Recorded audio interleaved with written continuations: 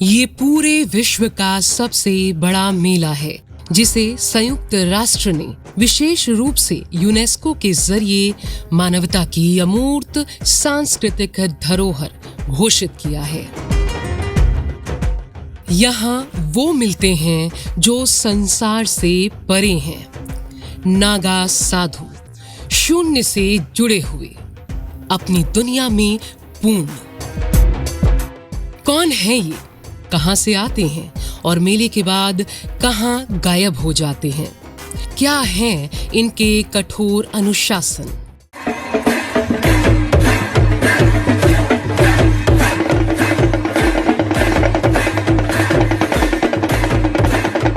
मानव कल्याण के लिए दुनिया का सबसे बड़ा मेला ये है महाकुंभ।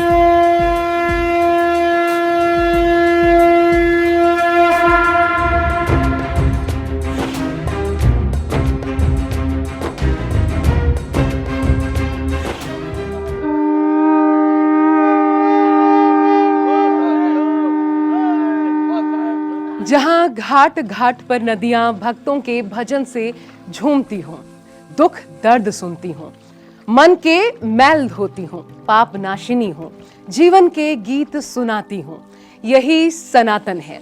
जीवन का जश्न और मृत्यु का उत्सव सनातन है।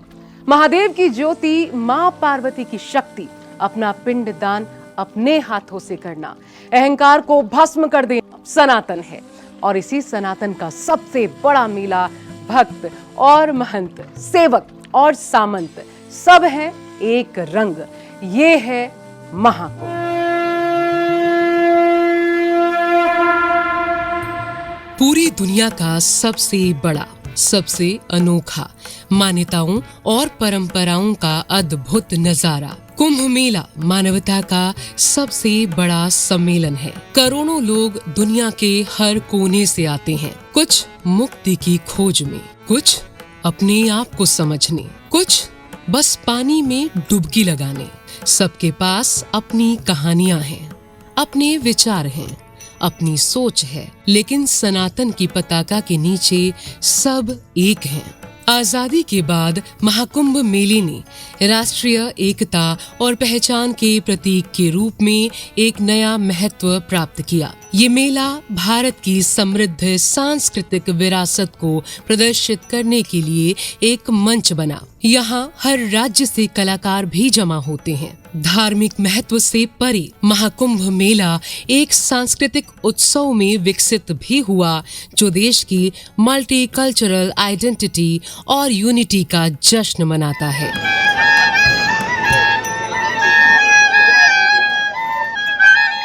जैसे जैसे हिंदू धर्म का महत्व बढ़ा, वैसे वैसे कुंभ का महत्व भी बढ़ा। कला और संस्कृति के संरक्षक के रूप में प्रसिद्ध गुप्त वंश ने महाकुंभ मेले के महत्व को एक पवित्र सभा के रूप में और भी ऊंचा कर दिया। साल 2017 में यूनेस्को ने प्रयागराज में आयोजित होने वाले कुंभ मेले को मानवता की अमूर्त सांस्कृतिक धरोहर के रूप में स्वीकारा, जिससे इसके ऐतिहासिक और सांस्कृतिक महत्व में वृद्धि हुई। महाकुंभ 144 साल के बाद लग रहा था, तो पूरे देश के अंदर इसको लेकर के एक जबरदस्त उत्साह था, जिसका अनुभव किया गया था। और उस आधार पर माना यह गया था कि 40 से 45 करोड़ के बीच स्नानार्थियों की भीड़ आएगी। और उसी को ध्यान में रखते हुए पिछले 2 साल से तैयारियां प्रारंभ हुई और भीड़ का प्रबंधन, स्वच्छता, सुरक्षा, दिव्य भव्य नव्य हरित और डिजिटल कुंभ, एक रोड मैप तैयार बना और उसको ध्यान में रखते हुए उस हिसाब से तैयारियां प्रारंभ हुई। और मुझे आज कहते हुए प्रसन्नता है कि 2 साल पहले जो हम सब लोगों ने प्रयास किया, मेले की बसावट से लेकर के उसमें भी विस्तार किया गया। चूंकि भीड़ बढ़ रही थी, इसलिए 10,000 एकड़ मेला क्षेत्र बनाया गया और उसमें विधिवत 25 सेक्टर बनाए गए।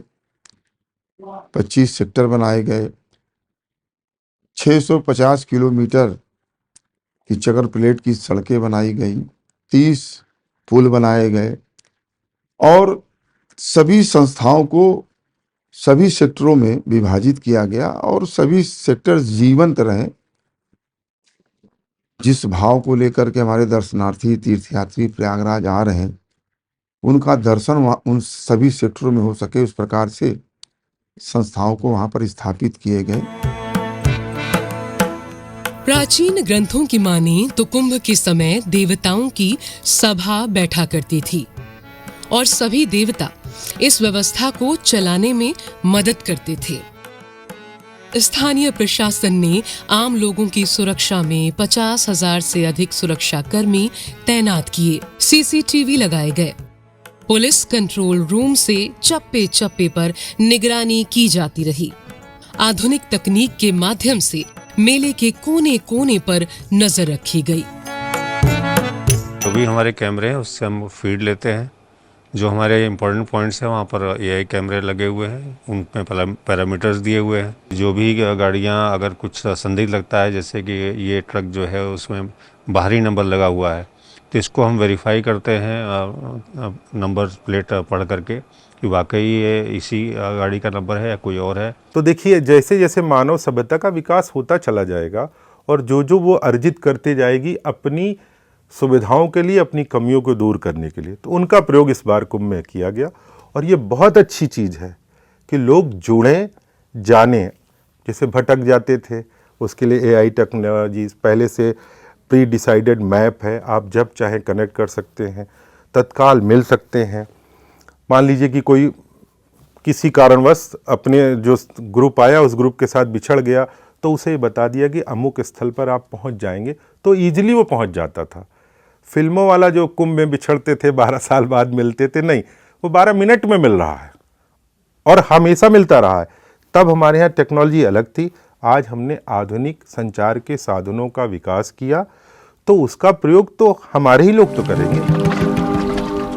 ढोल डमरू की गूंज, अस्त्र शस्त्र की चमक, ऊंची पताका का गर्वित लहराना और हर हर महादेव के गगन भेदी जयकारे, सब एक अदृश्य ऊर्जा में बंधे, एक अभूतपूर्व भावना में गुंथे हुए। पर्व हो तो ऐसा हो जहां हर क्षण एक अनंत उत्सव बने।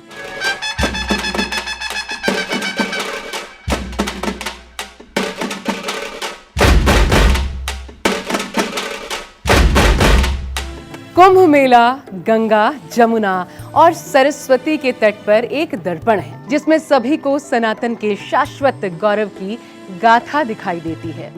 आइए आस्था, आशा और मानवता की अनगिनत अनोखी कहानियों से मिले। इस कुंभ के सबसे अनोखे लोग हैं अलग अलग अखाड़ों के साधु।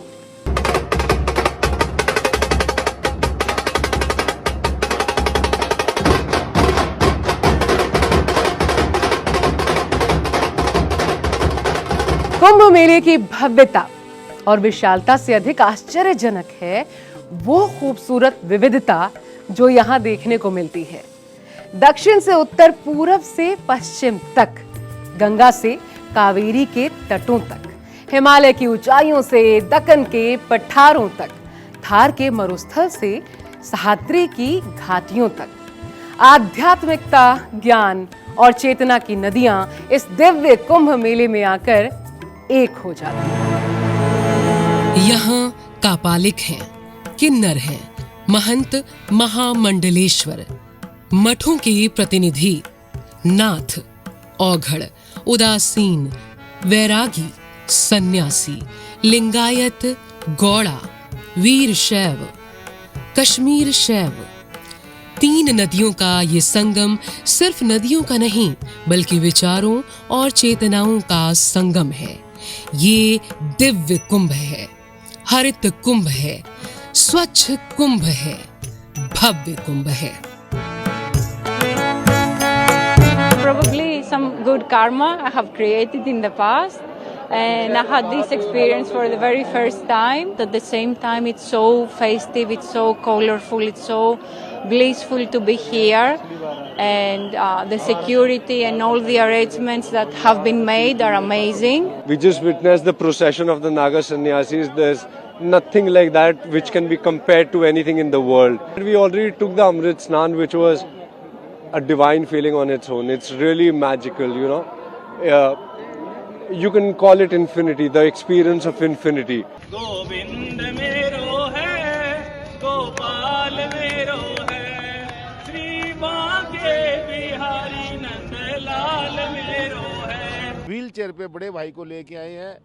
हमारी इच्छा सबकी थी और भाई साहब की भी इच्छा थी थोड़ी सी कि मैं भी देखना चाहूँ, परंतु ये चलने में असमर्थ थे, इसलिए हम वहीं से ट्रेन में ले गए और हनुमानगढ़ से और महाकुंभ प्रयागराज पहुंचे हैं और भोले ने सबकी इच्छा पूर्ण की है। महादेव की जय, शक्ति मात की जय। ये कुंभ का एक ऐसा कलश है जिसमें असंख्य संस्कृतियों के संगम का अमृत है। भारत के हर कोने से, हर दिशा से, हर भाषा के बोलने वाले यहाँ आते हैं। तरह तरह की शिक्षा दी जा रही होती है। कहीं प्रवचन चलता है, कहीं चर्चा का माहौल होता है। सनातन के अनेक हिस्से आपस में गले मिलकर अपना ज्ञान बांटते हैं। देश को एक करने का, एक साथ लाने का इससे श्रेष्ठ उत्सव क्या होगा? क्या ढूंढता हुआ आता है यात्री यहाँ? क्या मिलता है उन्हें इस मेले में? हमारे पूर्वजों ने पहले से ही ये एक व्यवस्था बना दी कि इन तरीकों का अपनाओगे तो तुम पाप मुक्त हो जाओगे। तो उसमें कुंभ आदि पर्वों पर यहाँ आना, आकर के गंगा यमुना की पवित्र धारा में डुबकी लगाना, दान करना और सत्संग करना, ये नियम बना दिया। अब उस नियम का पालन करने से हमारे पूर्वजों को लगता है, हमको भी लगता है कि हमारे पाप नष्ट हो गए। जब हम यहाँ आते हैं, नियमों का पालन करते हैं, तपस्या करते हैं, तो हमको लगता है कि हमारे पाप नष्ट हो गए। मनुस्मृति में कहा गया है कि साधुओं का आचरण धर्म के स्रोतों में से एक है जो वेदों में निहित है। गीता में श्री कृष्ण कहते हैं कि वे साधुओं की रक्षा के लिए प्रकट हुए हैं। भागवत पुराण में विष्णु ऋषि दुर्वासा से कहते हैं कि साधु मेरे हृदय हैं और मैं साधुओं का हृदय हूं। लोक साहित्य में भी कबीर और तुलसीदास जैसे संतों ने साधुओं और उनकी संगति का गुणगान किया है। संभव है कि कुंभ मेला शुरू में साधुओं के लिए एक बैठक का अवसर था, जो कि जंगलों, गुफाओं या फिर पहाड़ों में मानव बस्तियों से दूर रहती हों और इस मेले में एक दूसरे से मिलने आते हों। लेकिन किसी न किसी अखाड़े से इसका संबंध होता है। क्या है ये अखाड़े? अखाड़ा का शाब्दिक अर्थ है व्यायामशाला या मंच, लेकिन हिंदू धर्म में इसका अर्थ साधुओं के ऐसे संगठन से है जो धर्म, योग, तपस्या और आत्म संयम पर आधारित होते हैं। अखाड़ा साधु संतों का एक संगठन है जो धार्मिक और सांस्कृतिक परंपराओं को संरक्षित करने और आगे बढ़ाने का काम करते हैं। वर्तमान में अखाड़े धर्म, संस्कृति और सामाजिक सुधार के क्षेत्र में कार्य करते हैं। सनातन धर्मोद्धारक भगवत पाद भाष्यकार भगवान शंकराचार्य, जो स्वयं शिव के ही अवतार हैं, उन्होंने सभी संतों को उस समय जो अलग अलग मत पंथ थे, अलग अलग पूजा पद्धति थी, उनको सनातन धर्म में एकीकृत किया। अखाड़े यहाँ एकीकृत होते हैं गिरिकंदराओं में, हिमोपत्यकाओं में रहने वाले सन्यासी जो कभी नहीं मिलते, वो परस्पर यहाँ मिलते हैं, संवाद करते हैं, गोष्ठियाँ होती हैं, विमर्श होता है और ये संगम होता है। सभी संत एक साथ तो एक जगह बैठेंगे नहीं, तो पूरे समाज में जो अलग अलग दिशाओं में रहने वाले साधु संत हैं, मठ मंदिरों में, वो यहाँ आते हैं, विमर्श करते हैं, समाज को मार्गदर्शन देते हैं और वह समाज की शोभा है।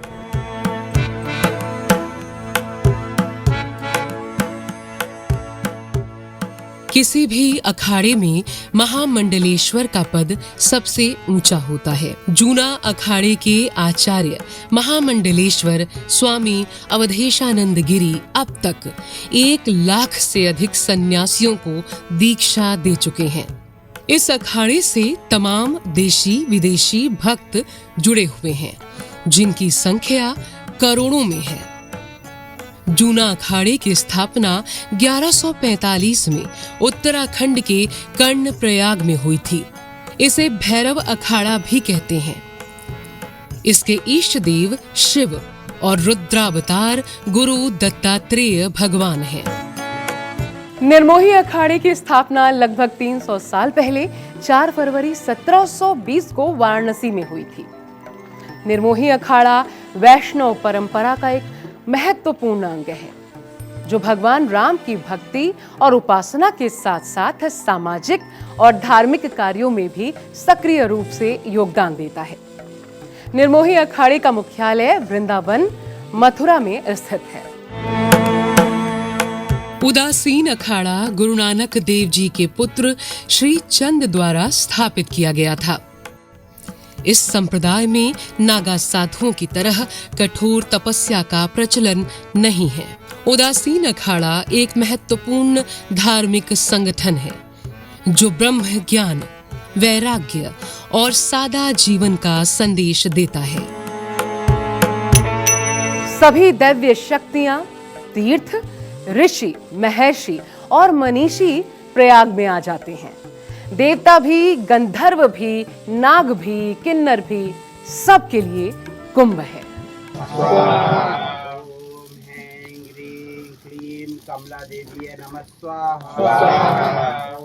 हमारा अखाड़ा तो हम लोगों ने 16 से बनाया है, और मुख्य धारा की जो लड़ाई थी ट्रांसजेंडर की, तो ये हमारी 2014 सुप्रीम कोर्ट में किन्नर अखाड़े को 2014 में हमें मुख्य धारा में हम आए, हमारा 3rd जेंडर बना। आप समझिए कि हमारा वेलफेयर बोर्ड बना, है ना, कि आज हम लोग जो अपना एक अधिकार, जैसे कहते नहीं, एक आइडेंटिटी, वो हमारी 2014 में मिली। उससे पहले तो किन्नर समाज का कोई वजूद ही नहीं था। समझिए कि हमारा जन्म ही नहीं था, जिसकी आइडेंटिटी नहीं, उसका कोई वजूद नहीं। मुख्य धारा तो हमें आइडेंटिटी मिली, किन्नर अखाड़े से हमें स्थान मिला। स्थान मिलने से आज हमें वो सम्मान, वो प्यार, वो इज्जत, वो इस स्थान से मिली कि हमें एक पहचान मिली। हर अखाड़े से जुड़े हुए होते हैं नागा साधु। इस कुंभ के सबसे बड़े रहस्य हैं। शरीर पर शमशान का भस्म, आंखों में तेज, ललाट पर चंदन, हाथ में त्रिशूल, तलवार, शंख और चीलम, गले में रुद्राक्ष की मालाएं।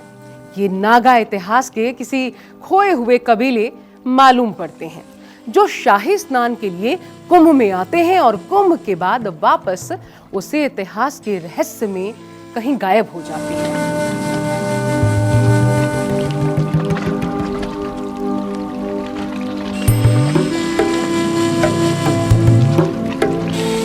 शरीर पर पावन भभूत लपेटे कहां से आते हैं और मेले के बाद कहां जाते हैं, कोई नहीं जानता। लाखों की संख्या में ये कुंभ में आते हैं और मेले के बाद गायब हो जाते हैं। उन्हें उसके बाद कोई नहीं देखता। क्या है इनका तिलिस्म?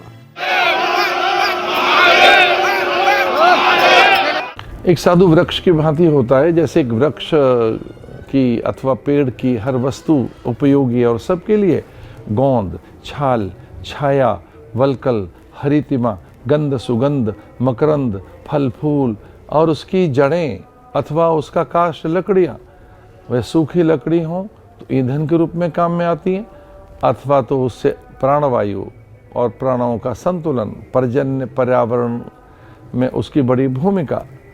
यह ऐसे ही साधु का जीवन होता है। सन्यासी पेड़ की तरह से, अग्नि जल वायु की तरह से, वह बिल्कुल भूमि की तरह से, और वैसे उसका जीवन होता है। वह लोक कल्याणकारी प्रवृत्तियों में संलग्न रहता है। सन्यास माने पारमार्थिक सत्ता। सन्यास करते सबके लिए, सब उसके हैं। वो ऐसा जीवन जीता है कि उससे कोई भयभीत ना हो और वो भी किसी से भयभीत ना हो। आदि शंकराचार्य ने 8वीं शताब्दी में सनातन धर्म की रक्षा और प्रसार के लिए इन अखाड़ों की स्थापना की थी। आदि गुरु ने मठों मंदिरों की संपत्ति को लूटने वालों और श्रद्धालुओं को सताने वालों का मुकाबला करने के लिए सन्यासियों को शारीरिक और आध्यात्मिक रूप से सक्षम बनाने के लिए अखाड़ा प्रणाली की शुरुआत की, जहां इन्हें युद्ध करना सिखाया गया और ये सन्यासी योद्धा कहलाए। उनका मानना था कि जहां तर्क है वहां शास्त्र है, जहां कुतर्क है वहां शस्त्र है। यही सैन्य पंथ नागा साधु कहलाए, जो त्रिशूल, तलवार, शंख और चिलम धारण करते हैं। शंकराचार्य जी के शिष्यों ने तय किया कि हम अखाड़ा बनाएंगे, उसमें शस्त्र अस्त्र की शिक्षा प्राप्त करेंगे और अगर देश के ऊपर कोई आक्रमण हुआ तो हम अपना प्राण दे करके भी देश को बचाएंगे। तो उन लोगों ने अखाड़े बना लिए, अखाड़े बना करके उसमें शस्त्रास्त्र का अभ्यास किया और ज़रूरत पड़ी तो कई लड़ाइयाँ, आप नागा अखाड़ों का इतिहास पढ़ेंगे तो आपको पता चलेगा कि बड़ी बड़ी लड़ाइयाँ लड़ी, हजारों की संख्या में प्राण दे करके देश को बचा लिया। यदि उन्हें नागा बनने के लिए चुना जाता है तो वे गंगा में पवित्र डुबकी लगाते हैं और अपने कपड़े त्याग देते हैं। सवाल ये उठता है कि इन साधुओं का और इन अखाड़ों का मूल उत्तरदायित्व क्या है? ऐसी भी संस्कृतियां थी जो सनातन धर्म की पूजा पाठ पद्धति के विरोध स्वरूप खड़ा होती थी। उनके लिए हमने क्या किया, एक सैनिक बनाए। सैनिक है वो नागा साधु हैं। वो नागा साधु के बनने की प्रक्रिया आप समझिए, 12 वर्ष तो उनका लर्निंग पीरियड चलता है। इस कुंभ में आचार्य महामंडलेश्वरों ने, अपने अपने अखाड़ों के आचार्य महामंडलेश्वरों ने उन्हें दीक्षित किया होगा। 12 वर्ष तक उनकी प्रक्रिया चलेगी ताकि वो क्या हो, संतुलित हो, इंद्रियोगत उनके अंदर जितनी भी भावना है उनका समूल नाश हो।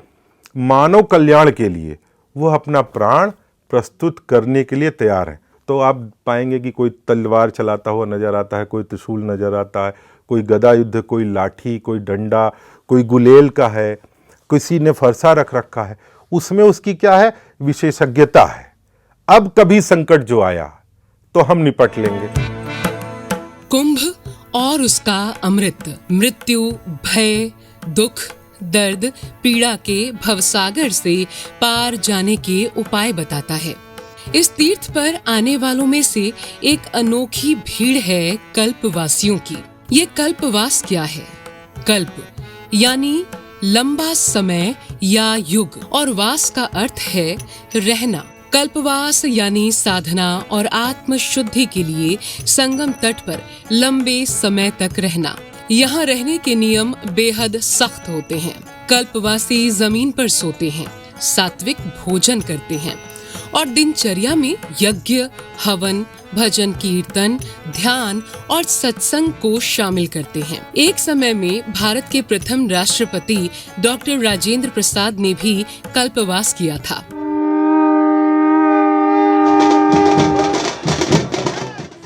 और कुंभ का सबसे ज्यादा आकर्षक पल होता है पेशवाई का, यानी एक बड़ा जुलूस। शहर में प्रवेश, नागरिक उनका स्वागत करते हैं, उनकी जय जयकार करते हैं, उन्हें अतिथि मानते हुए स्वागत करते हैं। पेशवाई के कुछ ही समय बाद अखाड़े धर्म ध्वजा फहराते हैं। इस झंडे के फहराने से ही दुनिया के सबसे बड़े मेले की औपचारिक शुरुआत होती है। धार्मिक विचारों पर तर्क वितर्क होते हैं और देश के प्राचीन धार्मिक रहस्यों से पर्दा हटता है। प्राचीन रहस्यों से ऐसा दृश्य खुलता है कि दुनिया दंग रह जाती है। और ऐसा ही एक रहस्य है नागा साध्वियों का। पुरुष नागा साधु तो पूरी तरह से निर्वस्त्र रहते हैं। नागा साध्वियों का जीवन कैसा होता है? कोई स्त्री क्यों बन जाती है नागा साध्वी? देखते हैं साध्वियों की जिंदगी कुंभ में अगले एपिसोड में।